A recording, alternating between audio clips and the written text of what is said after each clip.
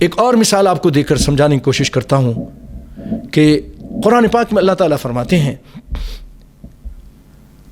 کہ ان عدة الشهور عند الله 12 شهرا في كتاب الله يوم خلق السماوات والارض منها 4 حرم. اللہ کے یہاں مہینوں کی گنتی 12 ہے.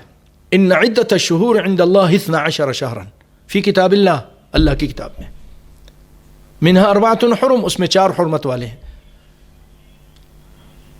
اب میں پوچھوں گا کہ اللہ تعالیٰ تو فرما رہا ہے کہ 12 مہینے ہیں, 4 حرمت والے ہیں.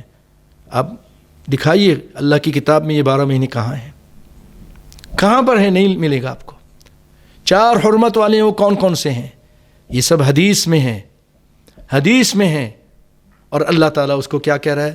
ان عدت الشہور عند اللہ 12 شہرا فی کتاب اللہ.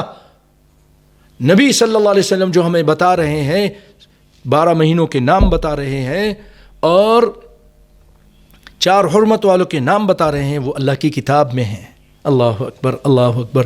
تو اسی طرح سیدنا عبداللہ بن مسعود بھی کہہ رہے ہیں یہ واشمات, مستوشمات, متنمسات, النامسات اگرچہ حدیث میں ہیں, لیکن اللہ کے حکم سے آپ بتا رہے ہیں اور دے رہے ہیں اور منع کر رہے ہیں, تو یہ اللہ کی کتاب میں ہی ہے.